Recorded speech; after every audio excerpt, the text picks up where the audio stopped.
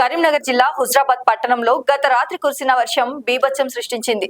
గతంలో ఎన్నడూ లేని విధంగా 20 సెంటీమీటర్ల వర్షపాతం నమోదు కావడంతో పట్టణమంతా జలమయమైంది. ప్రధాన రహదారులు, షాపులు, ఇండ్లలోకి నీరు చేరి ప్రజలు తీవ్ర ఇబ్బందులు పడ్డారు. దీంతో పునరావాస కేంద్రం ఏర్పాటు చేశారు అధికారులు. కరీంనగర్ జిల్లా హుజరాబాద్ పట్టణంలోని మామిండ్లవాడ, గాంధీనగర్, బుడగజంగాల కాలనీ, గ్యాస్ గోడాన్ ఏరియా కాలనీలు పూర్తిగా నీట మునిగాయి. ఇంట్లో ఉన్న బియ్యం, ఫర్నిచర్ వస్తువులు నీట మునగడంతో భారీ ఆస్తి నష్టం జరిగింది. ఇండ్లలో భారీగా నీరు చేరడంతో బాధితులను రాత్రి పట్టణంలో సాయి రూపా గార్డెన్స్ లో పునరావాస కేంద్రం ఏర్పాటు చేశారు అధికారులు. పట్టణంలో రంగనాయకుల గుట్ట వద్ద చిలకవాగు రోడ్డుపై నుండి ప్రవహిస్తుండటంతో హుజరాబాద్, కొనుకులగిద్ద గ్రామాల మధ్య రాకపోకలు నిలిచిపోయాయి. ఉదయం పట్టణంలో వర్షం తగ్గిన ఉర్దూ మీడియం పాఠశాలలో భారీగా నీరు ఉండి ఆ కాలనీలో నీటి ప్రవాహం మాత్రం తగ్గడం లేదు. దీంతో ఉదయం మున్సిపల్, రెవెన్యూ అధికారులు ముంపు ప్రాంతాలను పరిశీలిస్తున్నారు. నష్టాన్ని అంచనా వేసి పై అధికారులకు నివేదిక పంపి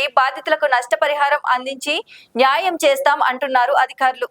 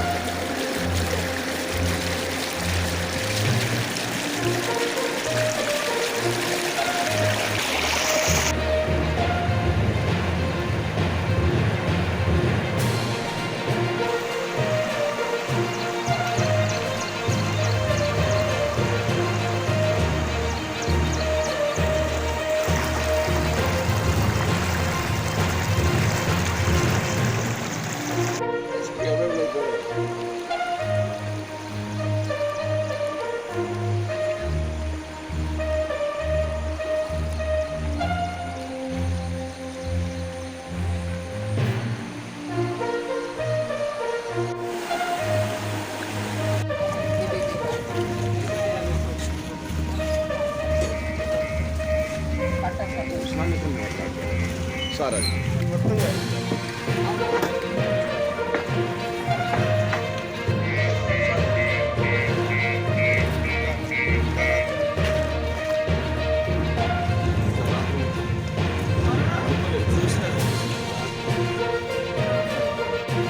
చాలా అది హోదా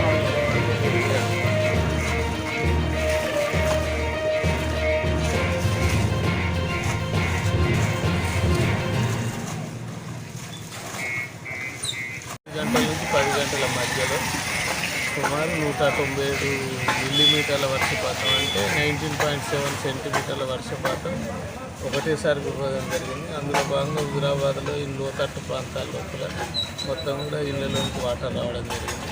అవన్నీ కూడా ఎక్కడెక్కడ స్టాగ్నేషన్ అయినాయి అవన్నీ కూడా క్లియర్ చేయించి వాళ్ళకి ఏ విధంగా చేయాలనేది, బెనిఫిట్ చేయాలి, ప్లస్ సెక్యూరిటీ చేయాలనేది చూడడం జరుగుతుంది.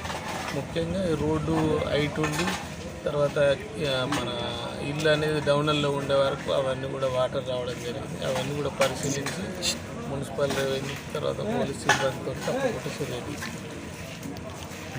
ఇప్పుడు ఇవన్నీ కూడా మొత్తం డ్రైన్స్ అన్నీ కూడా క్లీన్ చేయడం జరుగుతుంది.